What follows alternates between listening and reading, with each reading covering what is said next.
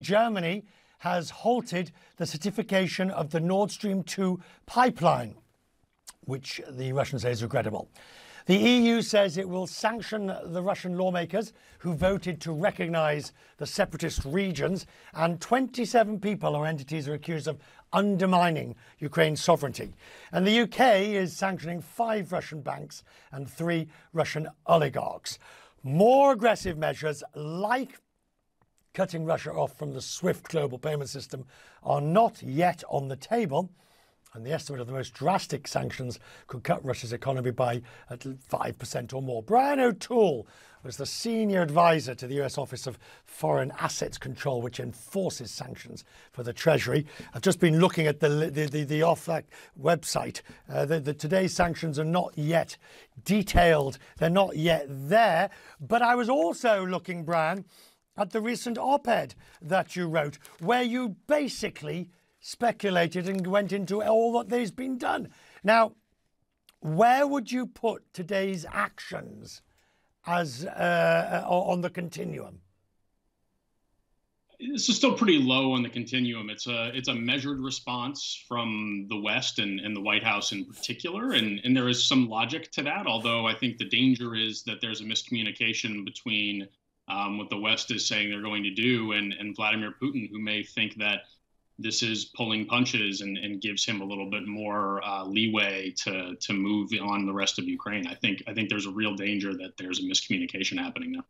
Right, and the sanctions are, pardon the phrase, since I know it's the area you deal with, but sanctions are not sexy in the sense that you put them together and they look highly esoteric, and they certainly don't have the big bang effect. But you're telling me over time they work. So are you saying that OFAC's website isn't sexy, Richard?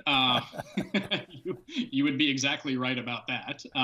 Look, if they impose major blocking sanctions on the largest Russian financial institutions, that will have immediate effect. This measure that they took on today, which seems to be something that they consider, as Biden said, a first salvo, right? I think there's the anticipation that there is more to come, perhaps even within the next 48 hours or 72 hours. This action, yes, is much more esoteric. VEB is essentially a slush fund for Putin, and combined Western action may undermine its capital position and force the Russians to bail it out. That's a reasonable outcome from the West perspective. The sovereign debt thing, yeah, it's wonky, but it has some effect.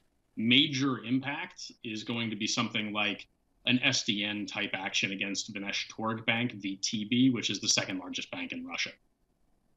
So when I was in Russia earlier this year, I was talking to the chairman of VTB, who Kostin, who you'll be familiar. And look, they've prepared for this. Russia is already, I mean, these are large domestic banks to start with. Russia is already providing their domestic financing requirements. So why don't we just, the West, why doesn't it just go for it? Cut Russia off from SWIFT, which would have a dramatic overnight effect. So cutting them off from SWIFT is less severe than putting SDN or blocking sanctions, as they're known more colloquially, on the major Russian banks. SWIFT is a messaging system. It doesn't actually prevent transactions. Preventing transactions via blocking sanctions is what prevents transactions. And so that's really the big impact here. But in terms of your question on the timing of this, I think there's a hope, or at least some glimmer of a hope in Washington and the West, that they may be able to, with the threat of sanctions, limit Putin's incursion to just these areas that they already de facto have controlled for the last 8 years. I think Putin is clear in his intention to go beyond that, but I don't think it's irresponsible of the West to try to hang on to that hope as long as they can, and then impose those big impactful sanctions once he steps beyond those borders. Is it at all feasible, or is this just pub talk, as we'd say in Britain? Is it at all feasible to basically hit the oligarchs where it hurts?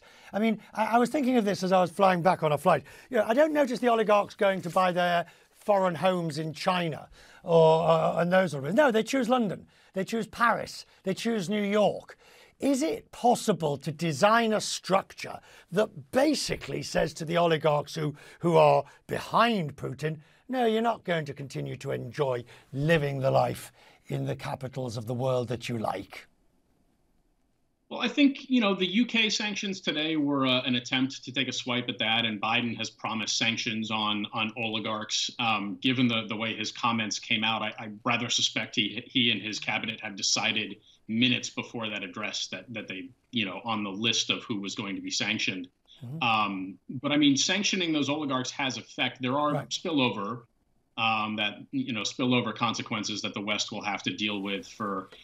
Roman Abramovich is among the popular names discussed. He's the controlling owner of Evraz Steel Company, and it's not necessarily in the West's best interest to spike steel prices. So there's got to be some allowances made. But yes, there's a great thread on Twitter today about Abramovich's yacht going in and out of port at Barcelona. And those are the kinds of things that when you lock those up, it can be disconcerting to those oligarchs and certainly have a big. Brian, just a quick question before I leave you. Just to give me a bit of a flavour for when these things are being discussed. I mean, do you all sit, when you were at the office, do you all sit round saying, well, we could do this? Well, no, I think we should do that. This would really hurt them.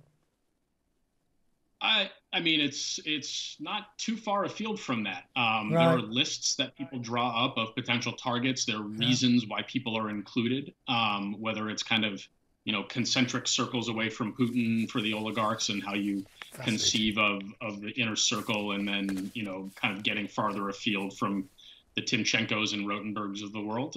But yeah, I mean, it is essentially, these are the targets that we can go after. These are the effects, on Russia and then the West, and how do we balance those out to achieve the policy goals? Brian, we'll talk to you more as this continues, because obviously there's more sanctions in your post-Othkak life. We will be talking to you. Thank you, sir. I appreciate it.